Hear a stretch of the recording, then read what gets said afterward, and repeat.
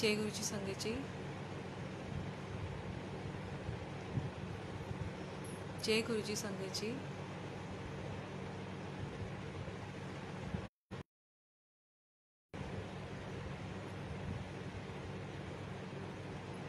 जय गुरु जी संगत जी,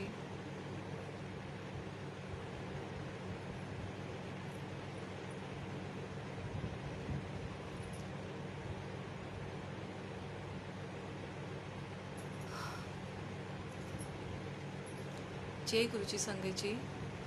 संगत जी, मैं बता रही थी आपको कि 2014 में मेरी एक सहेली ने मुझे बोला कि आप एक बार, एक हमारे फैमिली फ्रेंड थे, वो बहुत बड़ी पोजीशन पे थे, लेकिन क्या हो गया, अचानक से ऑफिस में कुछ ऐसी पॉलिटिक्स हुई जिसकी वजह से उनकी जॉब चली गई। और वो इतनी बड़ी पोजीशन पे थे कि उनको जॉब छोड़नी पड़ी। और नेक्स्ट 5 इयर्स तक, 2011 से और 2014 तक बहुत भटके। ऐसी कोई जगह नहीं थी जहाँ वो नहीं गए, हर जगह गए, लेकिन कहीं से काम नहीं मिला। आपको पता है, जब हम परेशान होते हैं, हम ना पंडित छोड़ते हैं, हम ना ज्योतिषी छोड़ते हैं, ना हम मौलवी छोड़ते हैं। कोई छोटे से छोटा इंसान हो, बड़े से बड़ा इंसान हो, सब जगह हम जाते हैं और पूछते हैं कि क्या प्रॉब्लम है। इस वजह से बहुत पैसे उनके बर्बाद हुए। और इतनी प्रॉब्लम्स, हर मतलब कैसे बताऊँ आपको, वो समय इतना दर्दनाक था, इतना पेनफुल था हम सब के लिए, क्योंकि हम लोग हर पल उनके साथ रहते थे। और वो एक समय ऐसा आया, उन्होंने बोला कि मेरा मन करता है कि मैं खुद भी जहर खा लूँ और मैं अपने फैमिली को भी ख़त्म कर दूँ। शायद वो उनका आखिरी वक्त था जब उनके ज़ुबान से ये शब्द निकले। फिर मेरी एक फ्रेंड थी, उन्होंने मुझे बोला कि सुमन, आप एक बार उनको वहाँ लेके जाओ। और उनकी वजह से हम लोग बड़े मंदिर गए। संडे का दिन था, सितंबर का महीना, और सुबह से ही बस ये था कि आज बड़े मंदिर जाना है। तब पता चला कि बड़े मंदिर शाम को खुलता है। और शाम को हम लोग 3 बजे घर से निकल गए। इतनी एक्साइटमेंट थी वहाँ जाने की कि नहीं, बड़े मंदिर जाना है। 3 बजे निकले हम लोग, वहाँ पे बहुत जल्दी पहुँच गए। उन दिनों बाहर बहुत ज़्यादा रश नहीं होता था। 4:30 बजे तक हम लोग पहुँच गए वहाँ पे, तभी भी बहुत ज़्यादा रश नहीं होता था, संगत बहुत ज़्यादा नहीं आती थी। तो बहुत आराम से सब कुछ रहा। स्टार्टिंग में जाते थे, किसी से भी कुछ पूछते थे मंदिर में, कोई कुछ नहीं बताता था। बस एक ही बात बोलते थे, आप बस मंदिर आते रहिए, मत्था टेकिए, लंगर करिए, इसके आगे कोई शब्द नहीं। लेकिन अंदर से हमेशा ऐसा लगता था जब गुरुजी के मंदिर पहुँचे कि शायद कहीं ने देखा है, शायद कहीं ने देखा है। पर कहाँ देखा है, उससे पहले तो कभी गुरुजी का स्टिकर पे भी ध्यान नहीं दे गया कि कोई ब्लेसिंग्स ऑलवेज गुरुजी वाले स्टिकर पे भी ध्यान नहीं गया, जय गुरुजी वाले स्टिकर पे भी ध्यान नहीं गया। डायरेक्ट गुरुजी ने अपने मंदिर बुलाया। एवरी वीक मंदिर बुलाते गए। थी उनकी मिसेस 2 महीने बाद उन्होंने बंद कर दिया आना। बोली कि नहीं सुमन, मेरा कोई काम नहीं हुआ यहाँ पे, मैं अब नहीं आऊँगी। पैसे हमारे पास, बहुत पैसे हमारे लॉस हो चुके हैं, अब मैं यहाँ नहीं आऊँगी, जिस दिन मेरा काम होगा तभी आऊँ। ऐसा करते करते करते वो जो संगत अंकल थे वो आते रहे। और सर्दियों का टाइम हो गया, फिर मैं नहीं जा पाई। पर गुरुजी के मैसेज किसी ना किसी तरीके से आते रहे। जैसे शिवरात्रि पे मैसेज आया था, उसके बाद जो शिवरात्रि आई कि बड़े मंदिर जाना है, जाना चाहिए। पर शायद बदकिस्मती से नहीं रहा, मेरा वक्त तो नहीं पहुंच पाई। फिर गुरुजी का बर्थडे आया। उस साल 2015 में गुरुजी के बर्थडे में बहुत तेज़ बारिश थी। और उस दौरान एक अंकल को भी मंदिर में ही करंट लग गया था। और उस दिन वो संगत अंकल गए मंदिर, बहुत बारिश थी, इतनी बारिश थी भयंकर कि वो वहाँ पे भीगते भीगते गए, भीगते भीगते आए। रात थी 2015 में। और उस साल 30 जुलाई को गुरु पूर्णिमा थी।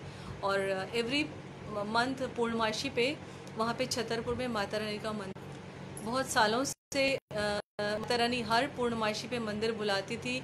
ऑफिस से भी कोई ना कोई कन्वेंस मिल जाता था जाने के लिए, क्योंकि जहाँ भी जिस ऑफिसर के साथ पोस्टिंग होती थी, वो ऑफिसर भी बहुत रिगार्ड करते थे कि मैडम माता रानी को बहुत मानती हैं। और इस तरीके से जब हम उस दिन गुरु पूर्णिमा वाले दिन मैं अपनी 2 फ्रेंड्स के साथ माता रानी के मंदिर गई थी।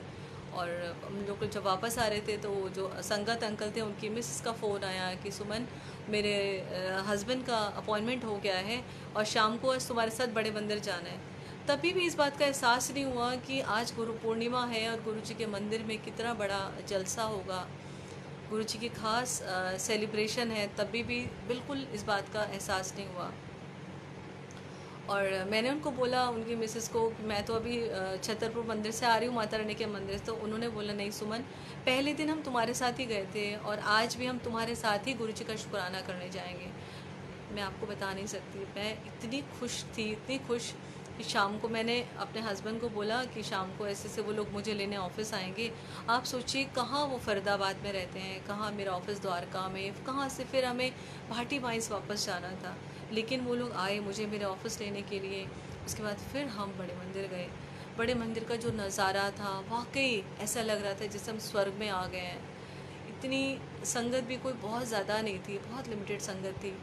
और जैसे ही हम लंगर लेके बैठे, वैसे ही अमृत वर्षा शुरू हो गई, एकदम हल्की हल्की हल्की हल्की। बहुत अच्छा लग रहा था ये पल यहाँ रुक जाए। और पता नहीं, वो जो फीलिंग थी वो हम उसको महसूस कर सकते हैं, हम अपनी ज़ुबान से उसको एक्सप्लेन कभी नहीं कर सकते। उसके बाद जब हम वहाँ से लंगर लेके निकले, गुरु जी का बहुत शुक्राना किया, वो आंटी अंकल ने भी बहुत शुक्राना किया कि फ़ाइनली उनको जॉब मिल गई 5 साल के बाद। और हम लोग जैसे ही वहाँ से निकले पैदल पैदल, क्योंकि सब कन्वेंस बाहर लगी थी, तो उन्होंने बोला, आंटी ने, एक अंकल हमारे आगे आगे जा रहे थे, अंकल ने बोला, ये जो अमृत वर्षा है ना, ये बस यहाँ मोड़ तक ही है, जैसे टर्निंग से आगे बढ़ेंगे, आगे कोई बारिश नहीं हो रही। और संजय जी, बिल्कुल वैसे ही हुआ। जैसे ही अंकल आगे टी पॉइंट से कार लेके बढ़े ही थे, उसके बाद कोई भी एक बूंद बारिश नहीं, बिल्कुल सूखा। और वहाँ से फिर हम लोग सीधे दोबारा छतरपुर मंदिर गए और मत्था टेका हमने माता रानी को दोबारा से, उन लोगों ने भी मत्था टेका। फिर मेरे अंकल आ गए थे वहाँ पे और हम वहाँ से फिर घर आ गए और वो अपने घर चले गए। ये था वो पहला गुरुजी से मुलाकात का वो पहला साल, 2014 का पहला साल। उससे पहले कि बताऊं आपको कि 2010 से 2014 तक मुझे इतनी ज़्यादा हेल्थ प्रॉब्लम थी, इतनी ज़्यादा कि रोज़ रात को जब मैं सोती थी, तो आज आप सबके सामने शेयर कर रही हूँ ये बात, क्योंकि ये मेरी लाइफ की बहुत बड़ी बात है, बहुत बड़ी बात। शायद मैंने ये बात कभी किसी को नहीं बताई, पर आज बताना चाह रही हूँ, क्योंकि हर संगत में गुरुजी हैं और इस बात से पता नहीं किस किस का रिप्लाई आज मिलने वाला है। संजय जी, मुझे इतनी ज़्यादा हेल्थ प्रॉब्लम थी और कोई ऐसा हिस्सा नहीं था शरीर का जहाँ मुझे दर्द ना होता हो। 24 घंटे दर्द की प्रॉब्लम, हर हफ्ते डॉक्टर के पास जाना, कभी बाजू दर्द, कभी सर दर्द, कभी बैक पेन, कभी पेट दर्द। कोई भी ऐसा दिन मेरा होता नहीं था। मैं इतनी स्ट्रेस में रहती थी, इतनी स्ट्रेस में रहती थी कि मैं जब भी किसी डॉक्टर के पास जाऊँ तो मैं उनसे एक ही बात पूछती थी कि कोई ऐसी गोली है, कोई ऐसा इंजेक्शन है जो लगाने से या जो खाने से हमें खुशी मिल सकती हो, हम मुस्कुरा सकते हो। तो डॉक्टर भी हंसने लग जाती है कि ऐसा नहीं है, आप मेडिटेशन करो, योगा करो। पर मुस्कुराना तो हमें गुरुजी ने सिखाया। फाइनली रोज़ रात को सोती थी तो बस एक ही बात कहती थी, गुरुजी को तो हम जानते ही नहीं थे। बस ये कहती थी कि माता रानी, अगर मैंने ज़िंदगी में एक भी अच्छा काम किया, प्लीज़ आप मुझे उठा लो, मैं जीना नहीं चाहती। क्योंकि उस वक्त जब वो संगत अंकल की फैमिली की प्रॉब्लम चल रही थी और हम लोग दिन रात मैं उनके साथ रहती थी कि कहीं से भी कोई क्लू मिले और उनकी लाइफ में सब अच्छा हो जाए। तो शायद क्या होता है, अगर किसी की कुछ प्रॉब्लम चल रही होती है और आप उनके साथ साथ कोशिश करते हैं कि उनको हेल्प करने के लिए, कैसे भी मोरली सपोर्ट करने के लिए, तो उनका दुख भी आपको साथ साथ शेयर करना पड़ता है। ये इस भक्ति से ही पता चली ये बात, उससे पहले नहीं पता चली थी और ना ही कभी किसी ने बताई। उसके पैरेलली घर में भी बहुत ज़्यादा तकलीफ़ है। ऐसी कोई भी चीज़ नहीं थी जो सही थी, सब कुछ बिखरी थी, रिलेशनशिप बिखरे हुए थे, चाहे बच्चों से हो, चाहे हस्बैंड से हो, चाहे पेरेंट्स से हो, चाहे ऑफिस के रिलेशनशिप हो, सब कुछ बिखरा हुआ था। कैसे संभलेगा, क्या होगा, कुछ नहीं पता। पर जब क्या होता है, जब आप एकदम मुंडेर पे खड़े हो ना कि अब आपको बस अब ख़त्म हो गई लाइफ, कुछ नहीं है। आप पिछले 4 सालों से जब ये बोल रहे हो कि मैंने एक भी कोई अच्छा काम किया तो भगवान मुझे उठा लेना, मैं जीना नहीं चाहती। उस पल गुरुजी ने अपने दरबार बुला के उठाना शुरू किया। क्या उठाया? सारे दुख दर्द उठा लिए। सबसे पहले गुरुजी ने शारीरिक कष्ट उठाए। उसके नेक्स्ट मंथ में ही 1-2 महीने की बात ही मुझे एक होम्योपैथिक डॉक्टर मिले, जिनको गुरुजी ने ब्लेस किया था, जो हनुमान जी के बहुत ही भक्त, परम भक्त। और उम्र उनकी बहुत छोटी, लेकिन वो इतने ब्लेस्ड बंदे कि उनकी थोड़ी सी दवाई में मेरा 6-7 मंथ्स ट्रीटमेंट उन्होंने किया और मैं बिल्कुल ठीक हो गई। और उसके बाद जो डे बाय डे अंदर में ऐसा आज मैं महसूस कर पा रही हूँ कि उसी दिन से शायद गुरुजी ने अंदर ही अंदर बात करनी शुरू कर दी थी। उस वक्त नहीं पता चलता था, लगता था कि हमारी अपनी थॉट है। तो पहले दिन ही बोलता, गुरुजी मैं ज़िंदगी भर से लगता था किसी को ढूंढ रही हूँ, कोई मंजिल है मेरी जहाँ मुझे पहुँचना है। जब वहाँ पहुँची बड़े मंदिर, तब इस बात का एहसास कराया है कि बेटा ये वही जगह है जहाँ तुम पूरी ज़िंदगी पहुँचने के लिए परेशान थी। और शुक्राना अंदर से निकला। और पहले दिन क्या हुआ, धीरे धीरे फर्स्ट मंथ में गुरुजी ने बताया कि मैं सबसे पहले तुम्हें क्या करना है, एक ही बात होती थी कि प्लीज़ अपने चरणों में जगह दे दो गुरुजी। तो गुरुजी ने एहसास दिलाया, आपको पहले क्या करना है, आपने जितने लोगों का दिल दुखाया है उतने लोगों को फ़ोन करके माफ़ी मांगो, अगर हिम्मत है तो, अगर मुझसे जुड़ना है तो, मेरा प्यार पाना है तो। और जितने लोगों ने आपका दिल दुखाया उतने लोगों को आप माफ़ कर दो। संजय जी, बहुत मुश्किल काम है, बहुत मुश्किल काम है हम इंसानों के लिए, क्योंकि हम ऐसा कर ही नहीं पाते और कर ही नहीं सकते, क्योंकि हमारे अंदर इतना अहम होता है। किसी ने भी हमारे साथ कभी बुरा किया होता है तो हमें बातें हमेशा याद रहती हैं, और अगर किसी ने हमारे साथ अच्छा किया होता है तो हमें वो याद ही नहीं रहती बातें। हम इंसानों की ऐसी फितरत है। पर उस मालिक की बड़ी कृपा थी, उनका हाथ सर पे आ गया था। तो मैंने अंकल को बोला कि जितने लोगों का मैंने दिल दुखाया है, प्लीज़ आप मेरे साथ रहना, उनको फ़ोन करना है सबको। एक एक करके उन जो भी क्लोज़ रिलेशनशिप थे सबको फ़ोन किया। उन लोगों को लगता था शायद बनावटी है कुछ ना कुछ, लेकिन अब सब कुछ गुरुजी की नज़र में गुरुजी को साक्षी मान के सारी चीज़ें हो रही थी। इसलिए कोई फ़र्क नहीं पड़ता कि सामने वाले को मेरी बात सही लग रही है कि गलत। बस गुरुजी एक एक करके माफ़ी दिलवाते गए और आगे लेते चले गए। और ऐसा करते करते जितने लोगों को मैंने उन लोगों को हर्ट किया या मुझे सबसे दुख पहुंचा, जिसका जिसका चेहरा गुरुजी दिखाते गए उनसे माफ़ी मिलती चली गई। और ऐसे गुरुजी अपने साथ आगे लेते गए। जैसे गुरुजी ने उंगली पकड़ रखी थी कि नहीं, अब नहीं, जहाँ जहाँ कमियाँ थी, जहाँ जहाँ प्रॉब्लम्स थी। उसके बाद चलता गया 2015 में 2016 में पहली बार सत्संग अटेंड करने का मिला आंटी का। 2015 में हमारे ऑफिस में एक हम लोग को फैसिलिटी मिलती है कि एवरी 2 इयर्स में आपको अपना हेल्थ चेकअप की फैसिलिटी दी जाती है। उस साल 2015 में जब अगस्त में हम लोग का ये रूटीन चेकअप था और 3-4 दिन के बाद मुझे रिपोर्ट लेने जाना था। तो उस दौरान की बात एक बीच में बताना चाहूँगी कि मेरे बड़े वाले बेटे के पैर में कुछ प्रॉब्लम हो गई थी, कहीं मसल टीयर का प्रॉब्लम हो गया था। तो उसने बोला मम्मी डॉक्टर को दिखाने चलना है। हमारे घर के पास ही एक चैरिटेबल क्लिनिक था, हम दोनों वहाँ चले गए। एक आंटी के हस्बैंड और वो लोग वहाँ पे ट्रस्टी थे, वो आंटी। और उस दिन वो अंकल वहाँ पे उस पॉलिटिक वहाँ पे आए हुए थे उस चैरिटेबल क्लिनिक में, और उनके जो ड्राइवर अंकल थे वो नीचे बैठे हुए थे। तो उस दिन वहाँ पे इतनी रश था, इतना ज़्यादा रश था, बहुत रश था। जिन डॉक्टर साहब को हम दिखाना चाहते थे वो डॉक्टर साहब से उनका अपॉइंटमेंट हमें मिला ही नहीं, क्योंकि वो 100 से ज़्यादा पेशेंट देखते ही नहीं। तो पता नहीं क्यों मन में है कि चलो एक दूसरे ऑर्थो डॉक्टर को दिखा लेते हैं। हम मेडिसिन में दिखाना चाह रहे थे, जिनके बारे में सब कहते हैं भाई ये डॉक्टर बहुत अच्छे हैं, और उनको पहले भी हमने कई बार दिखाया हुआ है। वो फिर ऑर्थो में बेमन से हम लोगों ने ऑर्थो वाले डॉक्टर का नंबर ले लिया। उसमें भी हमारे आगे 12-13 संगत लोग थे आगे। हाँ, वही बरांडे में बैठ गए। बेटे को भी बोलते हैं तुम भी यहीं बैठ जाओ। और देखिए लीला तो गुरुजी की थी, वो बेटे को तो ले जाने का सिर्फ बहाना था। मेन तो गुरुजी ने ये मैसेज देना था कि आगे जर्नी चलनी कैसे। वो जो अंकल थे, बातों बातों में वो वहाँ पे चाय प्रसाद आ गई, वो अंकल ने बिस्किट ऑफ़र किया। और मैंने उनको वैसे पूछा, मैंने कहा आपने बड़े मंदिर के बारे में सुना है? पता नहीं कैसे मैंने उनको बोला कि आपने बड़े मंदिर के बारे में सुना है, बड़े मंदिर जाना चाहिए, ऐसे करके। उससे पहले बस यूट्यूब में देखती थी, गुरु जी का शपथवाणी, भजन, यही सब चलता था। उसके आगे कुछ पता ही नहीं था, किसी संगत से बात ही नहीं होती थी, किसी को जानते ही नहीं थे। तो गुरु जी धीरे धीरे स्टेप बाय स्टेप हमको लेके जाते हैं आगे। हमारे चाहने से कुछ नहीं होता, जैसा गुरु जी चाहते हैं वैसा होता है। वो अंकल ने मुझे उस 15-20 मिनट में, जब तक बेटे का नंबर आना था, इतनी सारी मुझे इन्फॉर्मेशन दी, मेरा नंबर लिया, अपना नंबर दिया। तो उन्होंने बताया कि एक आंटी हैं, उन्होंने बोला मेरी जो मैडम है एक सत्संग में जाती हैं हमेशा, और वो जिन आंटी के साथ सत्संग में जाती हैं उन आंटी को गुरुजी साफ साफ दिखते हैं, और उनकी शक्ल बिल्कुल गुरुजी जैसी है, और गुरुजी के साथ बहुत कनेक्शन है उनका।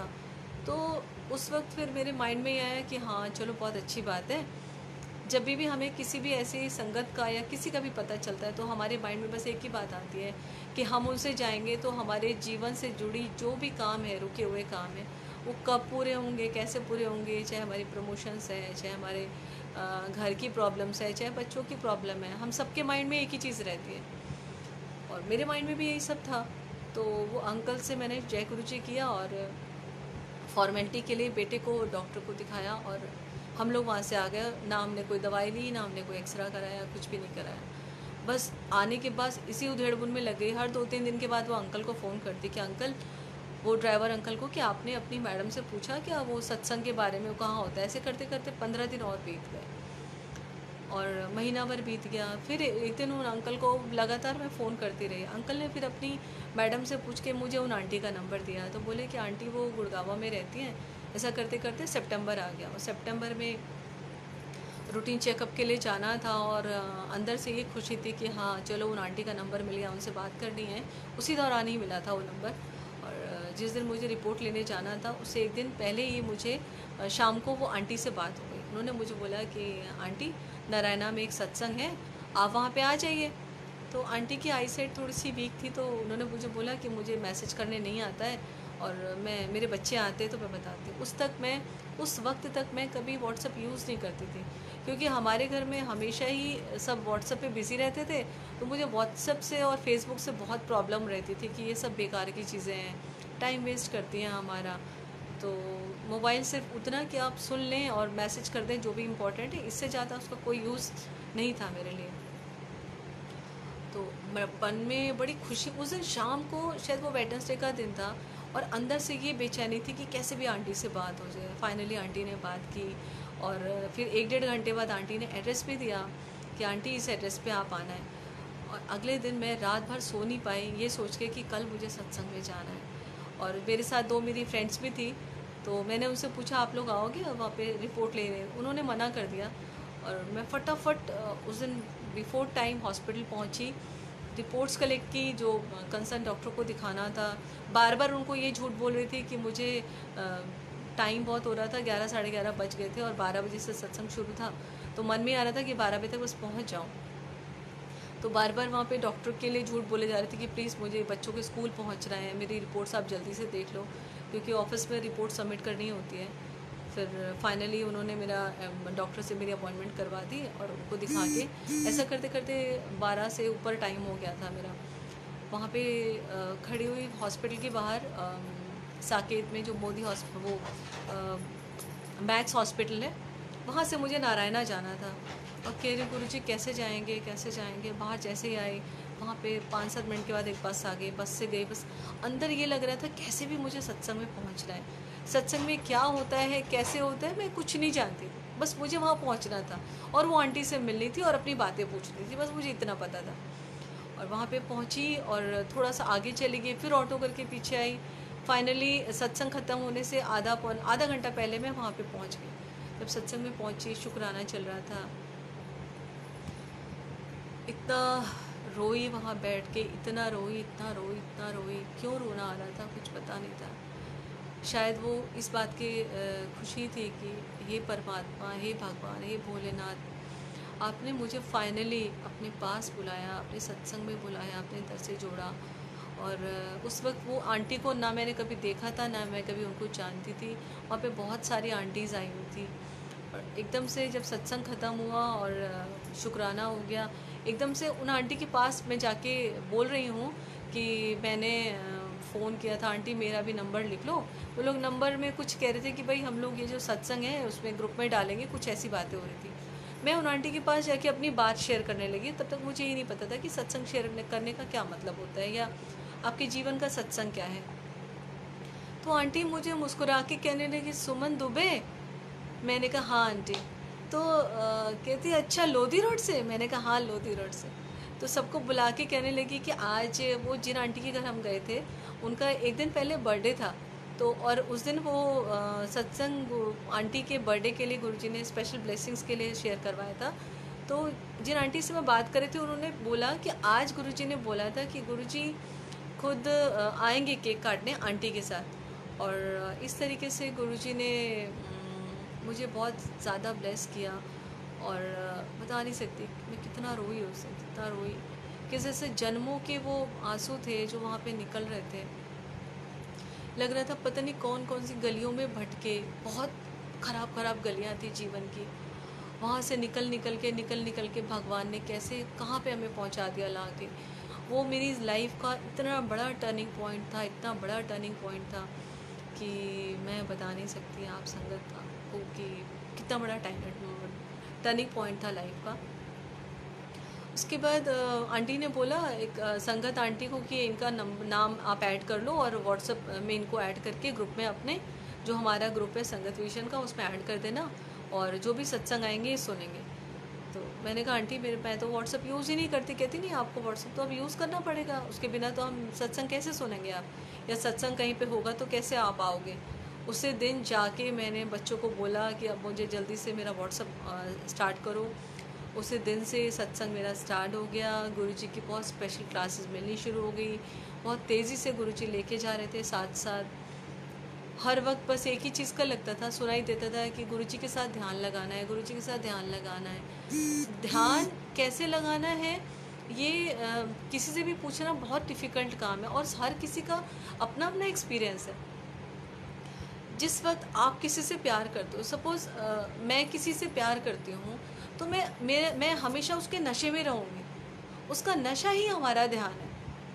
तो जैसे जैसे गुरुजी हमें आगे लेके गए, हमें गुरुजी के साथ इतना प्यार होने लगा, इतना ज़्यादा प्यार कि बस 24 घंटे गुरुजी का नशा। और जब आप गुरुजी के नशे में होते हो, उनके प्यार में इतने डूबे रहते हो कि आपको सोचना ही नहीं पड़ेगा कि आपको ध्यान लगाना है कि नहीं लगाना। ध्यान तो तब लगता है जब हमें माइंड से सोचना है कि हमें ध्यान लगाना। जब आप हमेशा उनके प्यार में, आप रोटी बना रहे हो, आपको गुरुजी की मुस्कुराहट दिख रही है, आप कुछ भी कर रहे हो, आप अपने छोटे से पेट से भी प्यार कर रहे हो, उसको भी जय गुरुजी बोल रहे हो और जय गुरुजी बोलते ही वो पूंछ हिला रहा है। तो सोचिए हर चीज़ में गुरुजी है, हर चीज़ में। ऐसा करते करते बस गुरुजी अब कहीं भी सत्संग हो एक ही चीज़ पूछते थे, सब लोग पूछते थे गुरुजी का ध्यान लगाना है। तो ना चाहते मैं आंटी से पूछती थी आंटी ध्यान कैसे लगाना है, तो बोलते थे आप गुरुजी से पूछो। अब हमारे जैसे मूर्ख आदमी कैसे गुरुजी से पूछेंगे ध्यान कैसे लगाना है। ये भी नहीं पता था किससे क्या पूछना है क्या नहीं पूछना। धीरे धीरे धीरे धीरे गुरुजी गाइड करते रहे और मन में बताते रहे ऐसे करना है ऐसे करना है। पर ये नहीं समझ में आता था कि वो गुरुजी बता रहे हैं, वो हमें लगता था कि वो हमारी थॉट है। मुझे कभी किसी ने नहीं बताया, किसी संगत ने, मैंने कभी नहीं सुना कि सबसे पहले जब गुरुजी हमें अपने आप से जोड़ते हैं तो वो बोलते हैं कि बेटा तुमने जितने लोगों का दिल दुखाया उनसे माफ़ी मांग लो और जितने लोगों ने तुम्हारा दिल दुखाया उनको आप माफ़ कर दो।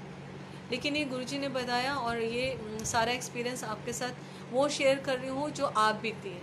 इसमें एक भी चीज़ ऐसी नहीं है जो बिल्कुल अलग से हो या कहीं से सुनी हुई हो। बहुत बार ऐसा होता था कि मन में बहुत सारी चीज़ें चल रही होती थी और हम कहीं ना कहीं उसको शेयर कर देते थे। बाद में गिल्ट कॉन्शियस होते थे कि हमें नहीं शेयर करनी।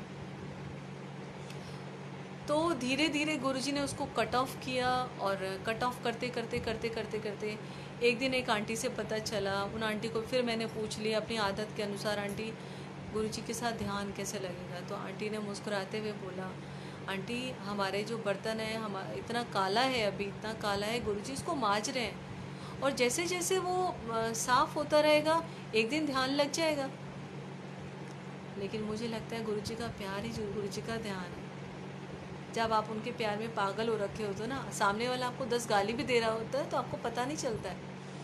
आज ऑफिस में अब क्या होता है कि हर बंदे के साथ, जब से कोरोना शुरू हुआ तब की बात बता रही हूँ, हर किसी के साथ जय गुरु जी होती है। चाहे वो ऑफिस के गार्ड हो तो जय गुरु जी है, स्वीपर हो तो जय गुरु जी है, और बॉस है तो जय गुरु जी है, सीनियर ऑफिसर है तो जय गुरु जी, जितने कुलीग्स हैं उनके साथ जय गुरु जी है।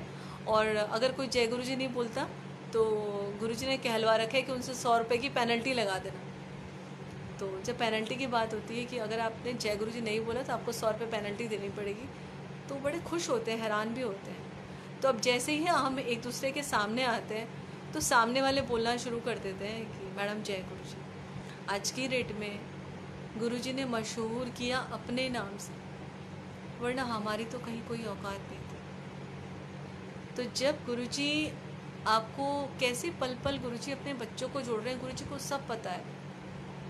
अभी लास्ट टू लास्ट मंथ गुरु जी ने हमें यहाँ पे एक जगह पे सब्जी लाने के लिए भेजा। वहाँ पे 3 रेडी वाले खड़े होते हैं और 2 को गुरु जी ने अपने से जोड़ा। पता नहीं गुरु जी कैसे किसका कल्याण करते हैं, बहाना होता है सब्जी का। सर के ड्राइवर को जोड़ा, पता चला वो ऐसी हमें गुरु जी की वीडियो भेजते हैं जो वीडियोस मैंने कभी नहीं देखी। तो कैसे गुरु जी कहाँ कहाँ पे बिल में से निकाल निकाल के संगत को जोड़ रहे हैं, हमें नहीं पता। और बहुत अनंतम शुक्राना है गुरु जी के, दिन में रात में हर पल आप सेवा में लगा के रखते हो। और पहले हम लोग कहीं और रहते थे, लोधी रोड में। उसके बाद बहुत सालों से टाइप 2 के घर में रहते थे।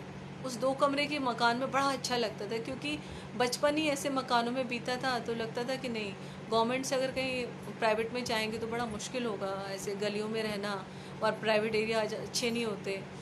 तो लेकिन गुरुजी की लीला कोई नहीं समझ सकता। एक वक्त ऐसा आया जब गुरुजी ने आपको ब्लेस करना होता है तो गुरुजी अपनी प्लानिंग के हिसाब से वो कर भी लेते हैं। जब गुरुजी का वक्त आता है तो लैंडलॉर्ड ने प्रेशराइज करना शुरू कर दिया, जबकि उस घर से में हम लोग 6 साल से रह रहे थे और 2 साल और रहना था।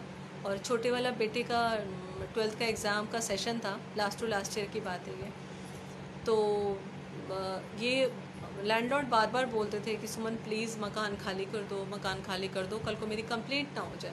तो बार बार उनसे एक ही बात कहती थी, अंकल आपकी कंप्लेंट कैसे होगी, आप क्यों चिंता करते हो, कभी ऐसा नहीं हो सकता। पर वो ना माने, हर 15 दिन में बार बार बोले मकान खाली करो, मकान खाली करो। अब सिचुएशन ऐसी क्रिटिकल कि अंदर से फील होने लगा कि गुरुजी मकान भी तो आप ही ढूंढ के दोगे, बताओगे भी आप ही, लेके भी आप जाओगे, मैं कहाँ से मकान ढूंढूँ, मेरे पास कोई ऑप्शन नहीं है, मेरे पास सिर्फ आप हो गुरुजी। और कई बार रोना भी आ जाता था, थोड़ा थोड़ा, ज़्यादा नहीं, पर भरोसा रहता है गुरुजी के ऊपर कि गुरुजी ने ही करना है जब जो करना है। उस बीच में कभी भी लैंडलॉर्ड का फ़ोन आता था तो उठाने में डर लगता था कि उनको क्या बोलूँगी अब। एवरी वीक साल 1.5 साल हस्बैंड आते थे मकान देखने के लिए द्वारका में। कुछ समझ में नहीं आता था, कोई मकान इतने का है, कोई इतने में कम मकान है, हर चीज़ की रेंज हाई, कुछ मतलब रेंज थी हमारे उसमें, लेकिन फिर भी वो कोई डिसीज़न नहीं ले सकते थे, बिकॉज गुरुजी का टाइम तो आया ही नहीं था। पर गुरुजी फिर भी वो भेजते थे मकान देखने के लिए। अक्सर इन लॉज कहते थे तुम लोग छोटे से मकान में रह रहे हो, हमें भी स्पेस चाहिए।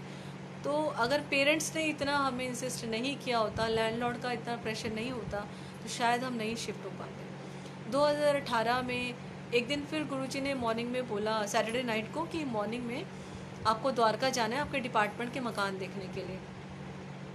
फिर मैंने अंकल को बोला कि ऐसी ऐसी बात है। बोले अच्छा ठीक है।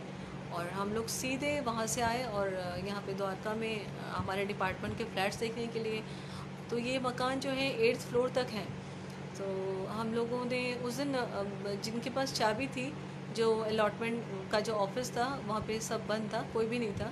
तो उन्होंने हमें जो 1-2 मकान अलॉट हो रखे थे जिसमें शिफ्ट हो रखे थे लोग, उनका मकान दिखाया। और मकान अंदर से बहुत अच्छा था, अच्छा लगा देख के। तो पूछा गुरुजी कौन सा मकान का नंबर तो आप ही बताएंगे यहाँ पे कि कौन से मकान में हमें लेना है। तो हम लोग अपनी आदतन अनुसार में 7th फ्लोर पे सीधे चले गए कि 7th फ्लोर पे मकान देखना है। जब 7th फ्लोर पे गए तो मुझे लगा ये इन लॉज़ के हिसाब से काफ़ी ऊंचा है। अगर वो बालकनी में बैठ के नीचे देखेंगे, नीचे पार्क फेसिंग है, तो उनके लिए काफ़ी ऊंचा है। फिर गुरुजी से पूछा, गुरुजी कोई दूसरा नंबर बताइए ना। तो गुरुजी ने नंबर बताया 304, उसी लोकेशन में 3rd फ्लोर का घर। और पहले जो देखा था वो 704 था जो हम सोच रहे थे। उसके बाद गुरुजी सीधे वहाँ से 304 पे लाए। अब जब हम ऊपर का मकान देख रहे थे तो बार बार अंकल बोल रहे थे, मेरे अंकल की इसका इसमें इसकी दिशा में ये प्रॉब्लम है, ये पूरब ठीक नहीं है, ये पश्चिम ठीक नहीं है। अब मन में और घबराहट हो रही थी कि हे भगवान, सारे मकानों में तो कुछ ना कुछ प्रॉब्लम रहेगी, हमें कैसे पता चलेगा कौन सा सही है कौन सा नहीं। बस गुरुजी अब आप ही को डिसाइड करना है कि क्या करना है। Next day father in law को, नेक्स्ट डे मंडे का दिन था, फादर इन लॉ को और अपने कज़न को लेके मैं ऑफिस में आई यहाँ पे घर दिखाने के लिए। और पापा को बोला, फादर इन लॉ को, कि पापा जो मकान आप फाइनल करेंगे वही मकान हम लेंगे। फिर पापा, मैं और कज़न हम पहले 7th फ्लोर पे गए तो उन्होंने भी ये बोला कि ये बहुत हाइट पे है। उसके बाद हम सीधे 304 पे आए और भी कई लोकेशन के मकान पापा ने देखे, क्योंकि जो होता है कि चलो फॉर्मेलिटी के लिए और भी लोकेशन के साइड वाले मकान देख लेते हैं। तो जैसे ही हम 304 में घुसे, पापा ने अंदर बाहर पूरा देखा, पार्क फेसिंग भी देखा और बिना एक सेकंड लगाए बोला ये मकान ठीक है और ये हमें लेना। तो वो पापा नहीं थे, वो गुरुजी थे जिन्होंने मकान को ओके किया। अगर पापा मना कर देते कि नहीं ये सही नहीं है, इसमें दिशा का प्रॉब्लम है, तो शायद वो नहीं हो पाता। पर पापा की तो मर्जी कोई थी ही नहीं, पापा के रूप में गुरुजी ने हाँ किया। और जब गुरुजी ने हाँ कर दिया तो कोई किसी की ना चल ही नहीं सकती। बस जाके 7 सितंबर को 2018 में गुरुजी ने चिट्ठी दे दी और 2-3 दिन में मतलब सब कुछ इतने अच्छे ढंग से करवा दिया गुरुजी ने, इतने अच्छे ढंग से कि मैं बता नहीं सकती कि कितनी ब्लेसिंग्स है। और जब से गुरुजी यहाँ लेके आए हैं ऐसा लगता है कि दुनिया बदल गई बिल्कुल।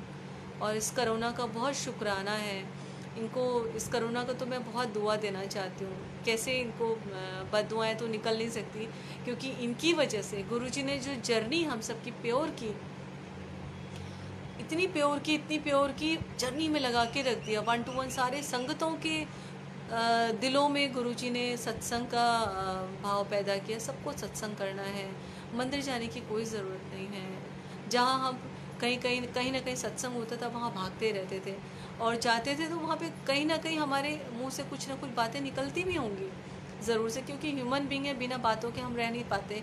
और तो इसलिए गुरुजी ने हमें बहुत सारी चीज़ों से चेंज किया। और मैंने अपने जीवन में गुरुजी के चरणों से एक ये भी चीज़ जानी, महसूस की कि जैसा हम ग्रुप चाहते हैं, जैसे एक क्लास में बहुत सारे बच्चे हैं, 40 बच्चों का ग्रुप है इस एक क्लास में। अगर आपको ये पसंद है, घूमना फिरना पसंद है, तो गुरुजी उन बच्चों का बैच अलग कर देते हैं। आपको मॉल घूमना पसंद है, गुरुजी उनका बैच अलग कर देते हैं। लेकिन जो पढ़ने वाले बच्चे हैं उनका बैच अलग कर देते हैं।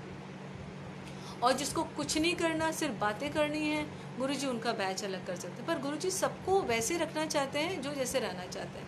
गुरुजी का कोई फोर्स नहीं है कि नहीं हमें ये करना है, हमें वो करना है, कि नहीं तुम्हें मेरी भक्ति करनी है। अगर मेरा मन नहीं है भक्ति करने का तो गुरुजी का कोई फोर्स भी नहीं है। वो कहते हैं तुम्हें जैसे रहना है रहो, ये अपना अनुभव है। और जो भक्ति करना चाहता है, जो उनके प्यार में रहना चाहता है, जिसने सब कुछ उनके ऊपर छोड़ दिया, तो गुरुजी ने उसकी डोर दोनों हाथों से संभाल ली। ऐसा हो नहीं सकता कि वो गिर जाए। अभी हाल ही का एक आप लोगों के साथ एक एक्सपीरियंस शेयर करूंगी। 1 जून को एक परिवार था, उस परिवार में जो अंकल थे उनको 2-2.5 साल से टीबी का प्रॉब्लम था। पहले स्पाइनल में प्रॉब्लम था, फिर बाद में गले में टीबी हो गया, फिर फाइनली बहुत अच्छे नेचर के। और वो अंकल दिसंबर लास्ट वीक में वो अंकल को गुरुजी ने फ्री कर दिया। और उसके बाद उनका परिवार बहुत बिखर गया। वो अंकल के एक 2 बच्चे बहुत प्यारे प्यारे, और उनकी आंटी हमेशा गुरुजी से पूछती रहती थी कि मेरे साथ ऐसा क्यों हुआ गुरुजी, मेरे साथ ऐसा क्यों हुआ। कोई सपोर्ट नहीं, कोई फैमिली सपोर्ट नहीं, कुछ भी नहीं, हमेशा टूटी रहना, हमेशा दुखी रहना। फिर एक दिन अभी हाल ही में गुरुजी ने उनके साथ क्या किया, 1 जून से लास्ट मंथ से उनको बोला कि तुम्हें रोज़ गुरुजी के लिए गाना लिखना है और रोज़ गुरुजी को एक गाना सुनाना है। और मेरे तो बहुत मज़े आ गए, क्योंकि मैं बचपन से भी बहुत क्रेज़ी थी कि मुझे गाना गाने का बड़ा शौक़ था। और एक दिन एक डायरी जो ऑफिस में मुझे 2006 में गुरुजी ने बनवाई थी, वो डायरी बनी ज़रूर थी, लेकिन उसके बाद वो डायरी 1-2 साल तक उसमें गाने लिखे गए, लेकिन वो डायरी कभी खोली नहीं गई संगत जी। और आज 1 जून से उस डायरी का जो गुरुजी ने यूज़ करवाया ना, मतलब बता नहीं सकती। रोज़ गुरुजी के साथ एक एक गाना सुनना है और वही गाने गुरुजी सुनाते हैं जो गुरुजी ने उस टाइम पे लिखवाए थे। तो हमें नहीं पता होता कि गुरुजी कौन से टाइम पे कौन सा काम हमारा पहले से ही करवा के रख देते हैं, जिसको वो उसको प्रैक्टिकल बाद में करवा के दिखाते हैं। और आज वो संगत को 1 सेकंड सोचने का टाइम नहीं मिलता कि पहले वो क्या क्या सोचा करती थी। अब सारे दिन वो गाना सुनती हैं, गुरुजी के लिए गाना लिखती हैं और शाम को गुरुजी को वो गाना सुनाती हैं। तो देखिए कैसे गुरुजी की भक्ति है, कैसे गुरुजी की जर्नी है, कैसे उनका लाड है। सेवा करने के बहुत तरीके हैं। आप सिर्फ अपने आप को समर्पण कर दें सेवा के लिए, तन से, मन से, धन से, कैसे भी। कोई ज़रूरी नहीं है कि हम धन से ही सेवा कर पाएँ, कोई ज़रूरी नहीं है हम वहाँ पे जाके सेवा कर पाएँ। आप फ़ोन से भी सेवा कर सकते हैं। आपका एक जय गुरु जी बोलना ही बहुत बड़ी सेवा है। तो संगत जोड़िए। इस दुनिया में हर बंदे को गुरु जी की ज़रूरत है। कोई गुरु जी को जानता है, कोई गुरु जी को नहीं जानता। अब जय गुरु जी कहने से कभी मत घबराइए। सामने वाला सुनेगा, 10 बार सुनेगा तो 1 बार ज़रूर बोलेगा। और आपके मुंह से जब हम जय गुरु जी सामने वाले को बोलते हैं, उसके अंदर चला जाता है। इतनी बड़ी मेडिसिन है, पता नहीं किसके अंदर क्या क्या प्रॉब्लम चल रही है। हो सकता है आपका एक जय गुरु जी कितने लोगों को आत्महत्या करने से बचा ले। हो सकता है आपका एक जय गुरु जी कितने लोगों को डिप्रेशन में जाने से बचा ले।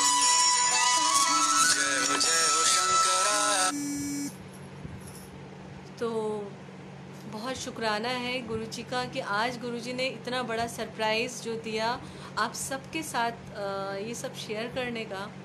अनंतम शुक्राना है गुरु जी, कोटि कोटि शुक्राना संगत जी।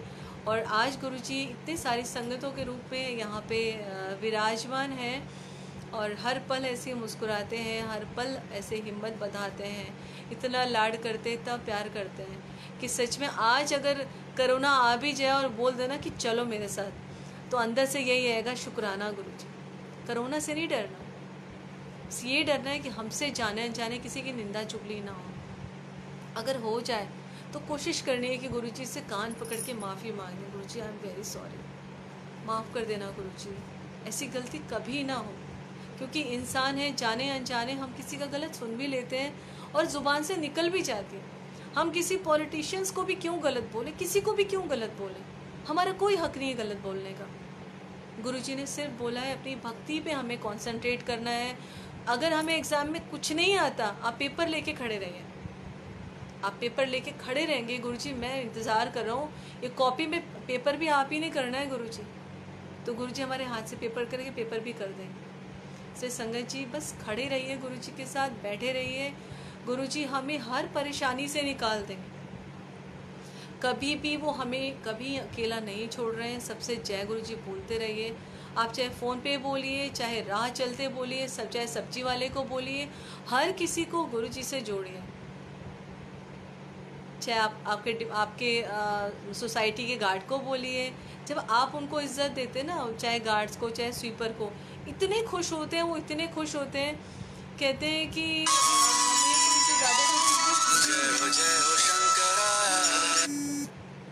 क्योंकि हर बंदे में गुरुजी की सोल है, गुरुजी खुद बसते हैं।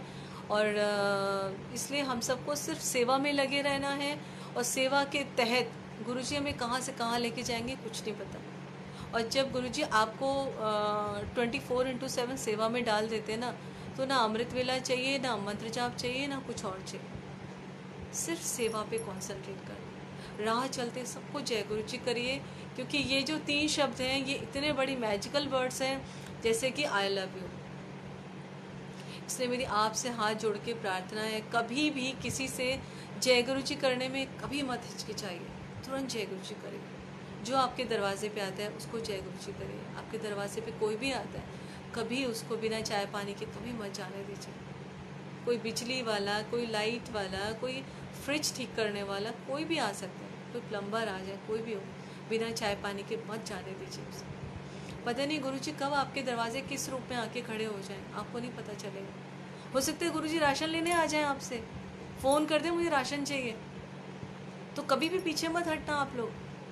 तुरंत याद रखना है हमें कि गुरुजी राशन मांग रहे हैं और हमें वो राशन गुरुजी को देना है। तो ये गुरुजी टेस्ट लेते हैं, हर पल टेस्ट लेते हैं, और आपको चूकना नहीं है। हमारा क्या था जो हम लेके आए थे, ये हम सबको पता है। अगर बैंक बैलेंस है तो वो गुरुजी का है। हम सबको अपना दशवंत निकालना बहुत इम्पोर्टेंट है।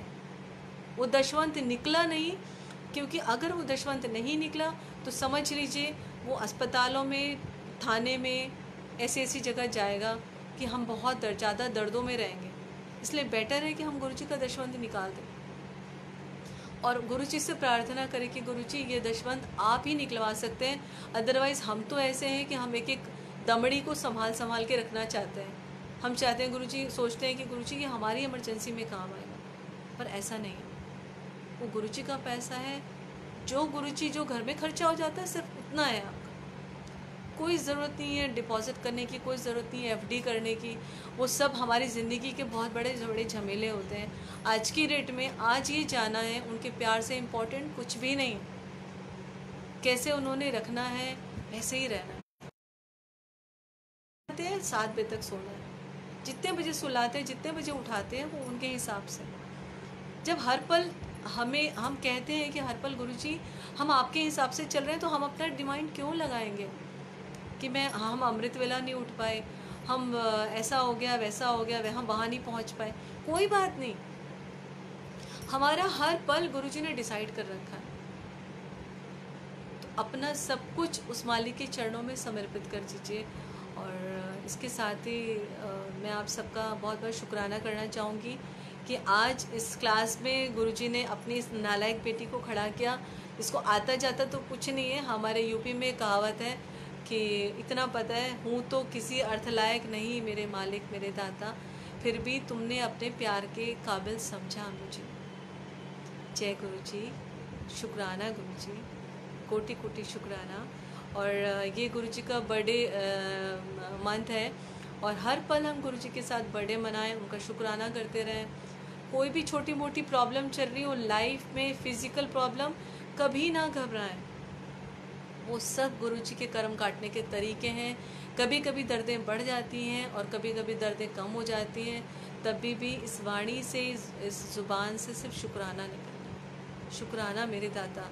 पता नहीं अब तक तो मैं हॉस्पिटल में भर्ती हो चुकी होती, लेकिन आपने संभाल के इस घर में रखा हुआ है, अपने इस मंदिर में रखा हुआ है, अपने उस दिल में रखा हुआ है गुरुजी। जय गुरुजी, शुक्राना गुरुजी।